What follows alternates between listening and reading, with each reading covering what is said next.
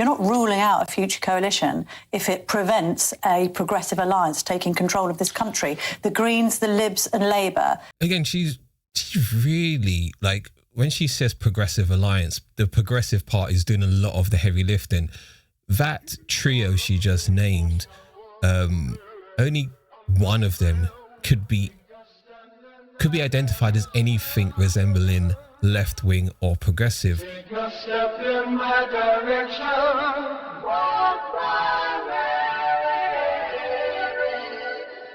Buongiorno freaks and geeks, welcome back to the channel. So a few years ago, I used to react to GB News quite a lot. If you put aside it is a right-wing dystopian fascist news outlet, its owner is from New Zealand, its top investment firm is based in Dubai, and it has a carousel of lunatic presenters, it is actually quite funny because it's so unprofessional. It's like someone gave a bunch of money to secondary school children in Surrey and just told them to recreate Lord of the Flies, but incorporate daily news. Anyway, let's look at this video from the GB News YouTube page on the possibility of a right-wing coalition in the UK. Before I start, please don't forget to like, subscribe, and tell me down below, do you watch GB News here and there? And what do you think of the possibility of the right wing in this country putting aside all of their differences, which is admittedly very, very little, and coming together to destroy the progressive left? Anyway, let's get into this video. Hello and welcome back to The Weekend with me, Tom Harwood. What the hell is that? Oh my God. Guys, we have a problem. Tom, I checked on previous video and you didn't have that growth on your lip. I hope everything's all right. And I hope it's not something too serious, but my dude, you shouldn't be out in public with the possibility of spreading something that could be very contagious. Now, earlier on GB News, on Camilla Tominey's programme, no less, the Reform head of policy, Zia Yusuf, refused to rule out uniting with other right-wing parties in the future. Well, take a listen. Now, the right wing uniting in this country is a very strange concept because from what I know from right wingers is that all they care about is winning. So why would they not put aside their differences? I mean, there was the case of the Brexit referendum whereby David Cameron just gave the country a vote on EU membership just to keep Nigel Farage at bay. And some might say that was him uniting with Nigel Farage on an issue, even though he did campaign the opposite. You still took on his policy, so that is uniting in everything but name, in my opinion. But let's see if this video gleans anything more sophisticated than that. The prospect of some kind of lib green coalition, if that beat Reform on its own, you'd have to start doing deals with the right, wouldn't you? Well, that's a big if, right? And in that hypothetical scenario, you'd have to do the patriotic thing. But ultimately, Reform so you is... would have Reform, to do the patriotic. Well, no, but hold on. Reform has led north of 200 opinion polls in a row. The average of our lead in the polls consistently is 9 to 10 points. We are on course for a general election. What? You're on course for a general election? What outright majority? That may be true, but I don't think you're actually hearing her. I don't know. Maybe you just don't have your ears set to the frequency of women, maybe. But she's saying if there is this sort of, they're describing it as a left-wing coalition, but if you look at Labour today, they are very, very right. Actually, it's even harder to distinguish them and Reform policies, to be honest. And Liberal Democrats, I don't know, they've never been left, they've always been centre. And if you needed any more examples of them just being right wing, you just have to look at the coalition government of 2010 to 2015. Nick Clegg did an absolute terrible job while being Deputy Prime Minister, which only leaves the Greens. I think GB News in this situation is only worried about the Greens getting a number of seats and trying to influence the government or any future parliament from the left. But yeah, I don't think he's hearing. If they did in some mystical future decide to work together, they could push out reform in every single neighborhood, because again, our electoral system is very, very stupid. It's first past the post and not proportional representation. In fact, this policymaker from reform should be advocating for a new electoral system, because if he doesn't, reform will not get any number of seats in the next general election. If I was into politics and if I was a political strategist, that is. If the alternative was the coalition that I've just described, you just said something about patriotic duty. Are you saying that if it came to it, that the right would have to unite to see off a progressive alliance? Well, I think as soon as you're in the territory of that conversation, look, frankly, this is why I came into politics, I'd be extremely concerned about the way the country is going to end up. Hammer in on this. Yeah. You're not ruling out a future coalition if it prevents a progressive alliance taking control of this country. The Greens, the Libs and Labour. This is so scary. Again, she's really, like, when she says progressive alliance, the progressive part is doing a lot of the heavy lifting. That trio she just named, only one of them could be identified as anything resembling left-wing or progressive. Labour and Liberal Democrats in their current incarnation, actually Liberal Democrats even much longer, but especially Labour, are fascistic in nature. Yeah, that's not a progressive alliance. That is a simple alliance just to keep out reform. It's like what happened in France during their elections, whereby what was termed ostensibly the left, everything from left of centre to the far left, did everything they could to keep out Le Pen. That is what you're describing. I wouldn't call it a progressive alliance. It's just a alliance to stop reform. Progressive, not totally. Alliance, yes. Are you and Nigel Farage and others going to stand by and let that happen because you don't think you can do deals with the Tories or indeed Rupert Lowe if the time came? I think the focus for us is to ensure that we win an outright majority at the general election. Oh, you might have been listening carefully to that and not heard a no, because there wasn't one. Good boy. Thanks for that, Tom. Keen political insight there. Well, joining me now is the political campaigner June Slater. I mean, no one wants a hung parliament at the end of this parliament. I think quite a lot of people want some sort of stability back in politics, but we might get to that point. And isn't it interesting that Reform are keeping their options open for if they don't quite make it over the line? Before we let June speak, she seemed really, really distracted.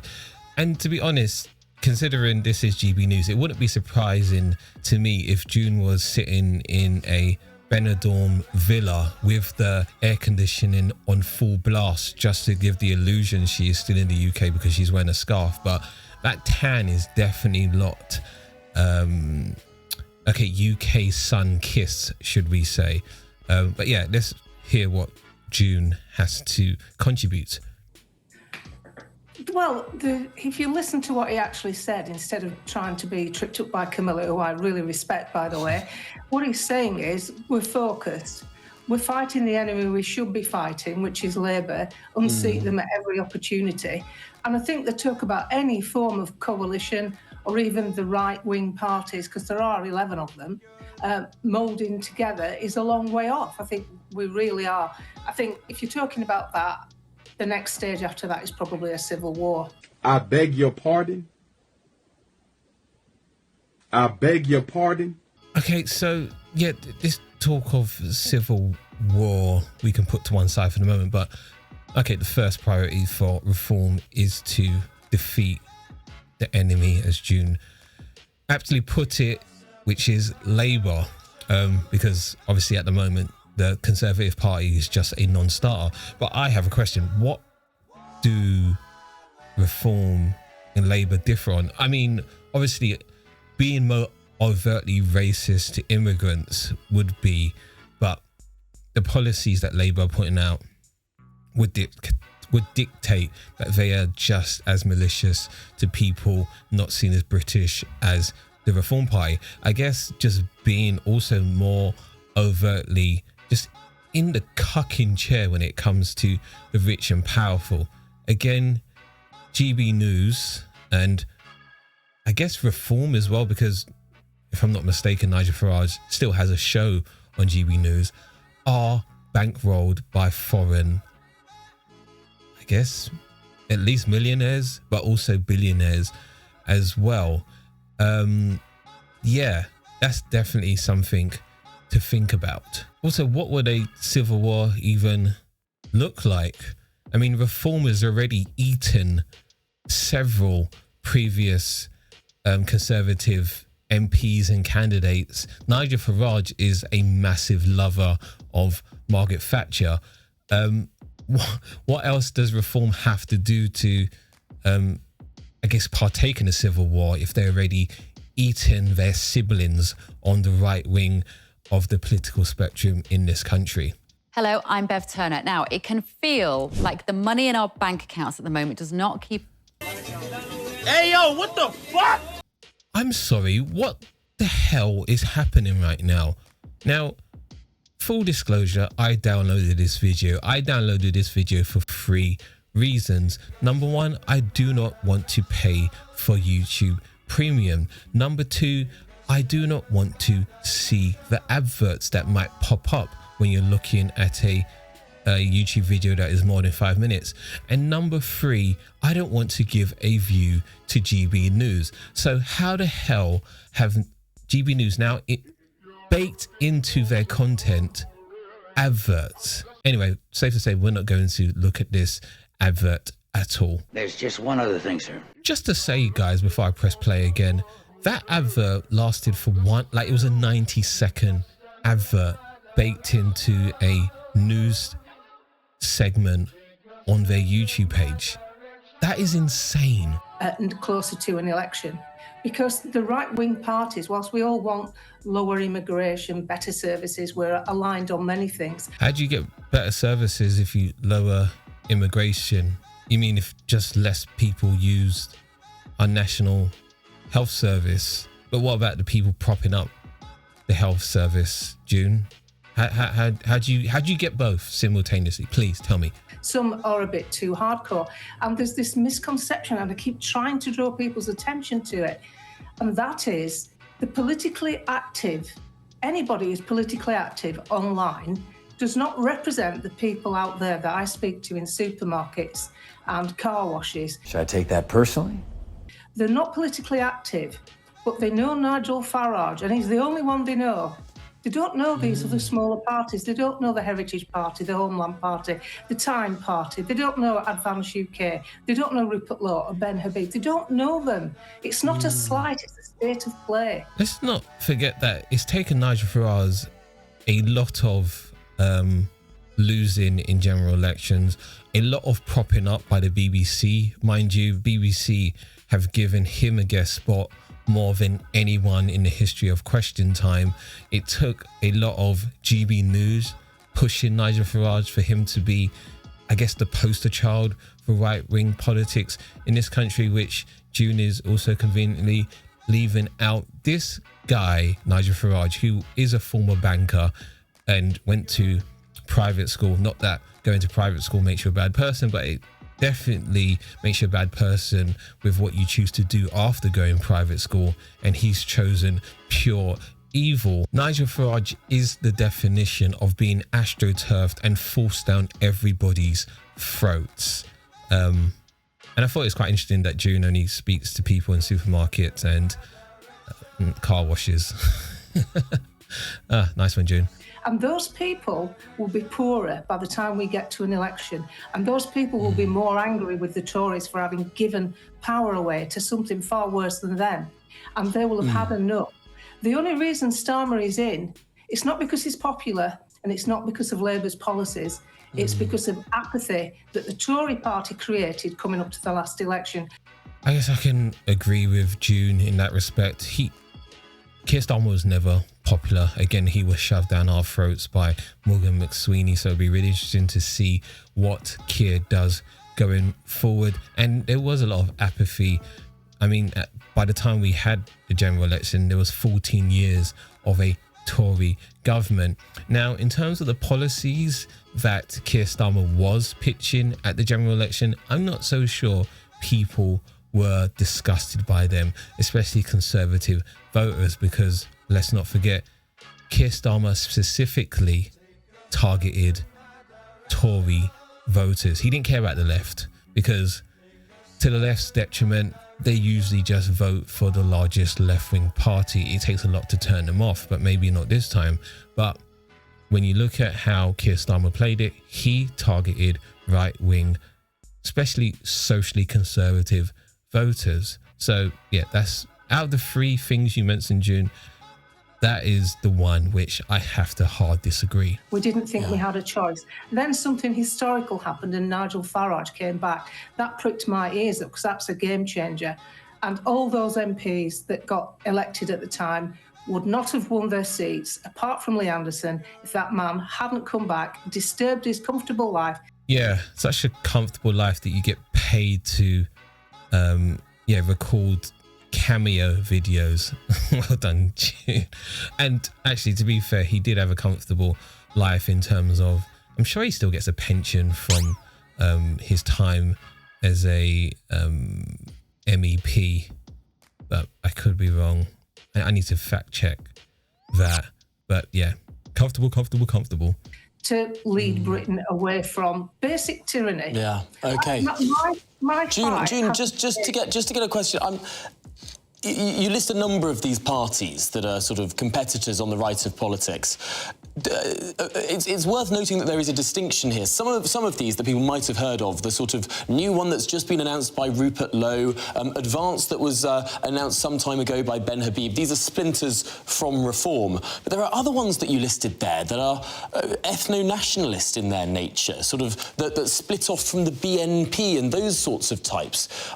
Isn't it dangerous to try and put all of these different parties in the same bucket, because some of them are really beyond the pale? Aye. You got to be really bad as a political party that you're making Mr. Tom here, Tom with, I guess it's a cold sore on his lip, actually squirm a bit. Like, you're making him clutch his pearls. Guys, you need to be more dog whistle like Nigel Farage and not foghorn, maybe. Of course it is. And some of them will stay beyond the pale, say what they say online, and they do not represent me.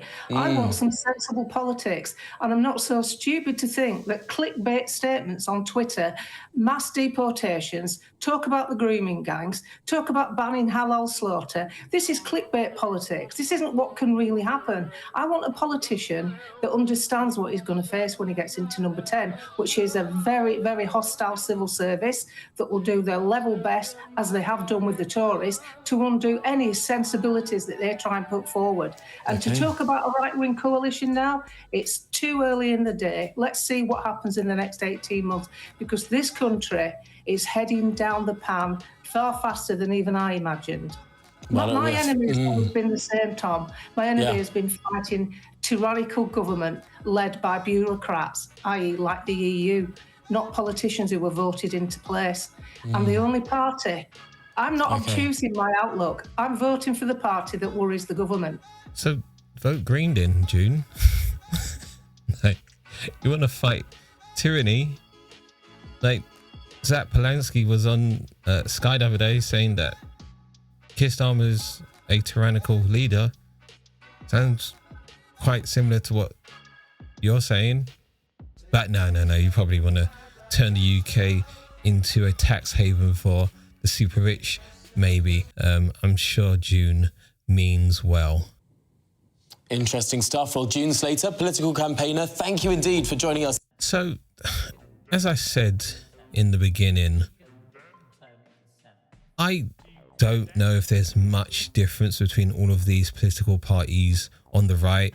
And I definitely feel that when it comes to winning elections, right-wing, conservative / fascist, they hold that up more than anything else, even more than their differences. If it's to win, that's all they want to do. And if that means stepping aside for another right-wing party to win a particular constituency seat, that's what they will do. This is not that difficult, especially when you look at the country of England within the UK.